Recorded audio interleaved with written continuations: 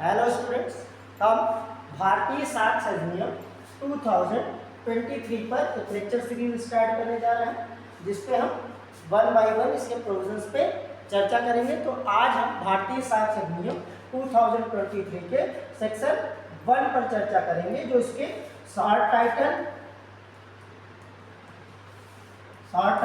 Extent and commencement की बात करता है। Short title, extent and commencement की बात करता है। तो सेक्शन 1 ये बताता है, दिस एक्ट में बी कॉल्ड एज भारतीय साक्ष्य अधिनियम 2023। इस अधिनियम का संक्षिप्त नाम भारतीय साक्ष्य अधिनियम 2023 है। और अगर हम इसके डेट ऑफ इनैक्टमेंट की बात करें, तो ये अधिनियमित हो गया था 25 दिसंबर 2023 को।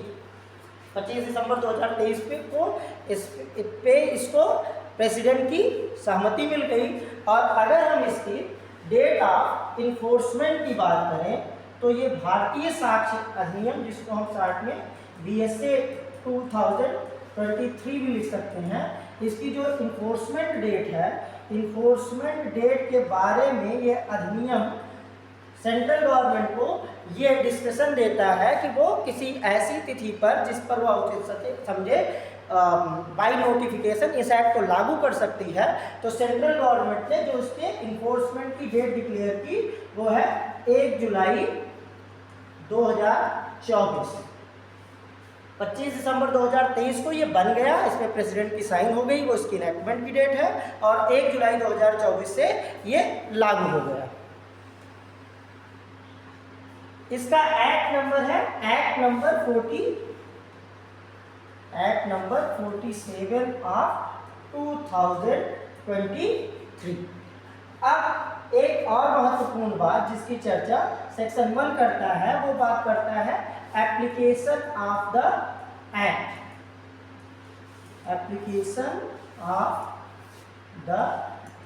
एक्ट। ये एक्ट किन किन मामलों में लागू होगा। तो लॉ ऑफ एविडेंस का एक एस्टैब्लिश्ड रूल है कि law of evidence is lex fori. Law of evidence is lex fori, मतलब lex fori means law of the forum.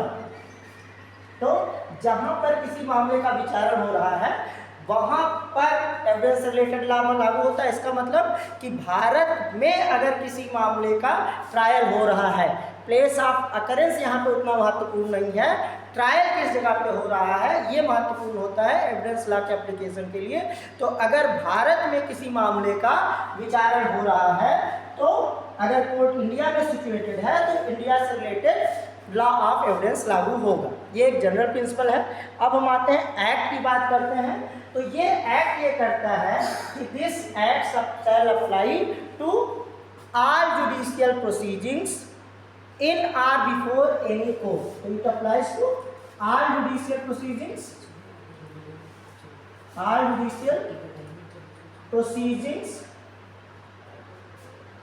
in or before any court. मतलब भारत में स्थित किसी भी न्यायालय के समक्ष अगर कोई भी न्यायिक कार्यवाही होती है, तो उस पर यह भारतीय साक्ष्य अधिनियम लागू होगा।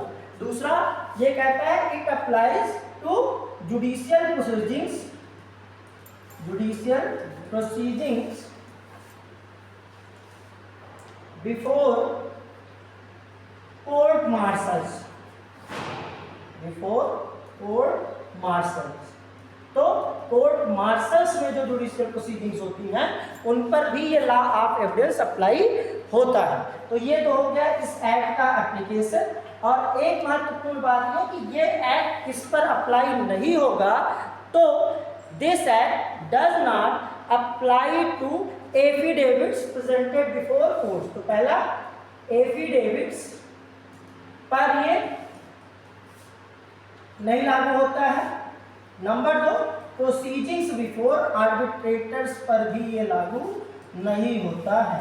Proceedings before arbitrators. तो ये हमारा भारतीय साक्ष्य अधिनियम 2023 ये आर्बिट्रेट एफिडेविट्स पर ही लागू होता है और प्रोसीडिंग बिफोर आर्बिट्रेटर्स पर लागू नहीं होता है। इसके आगे की चर्चा हम अपने नेक्स्ट लेक्चर में करेंगे। मिलते हैं एक नए लेक्चर में। Thank you.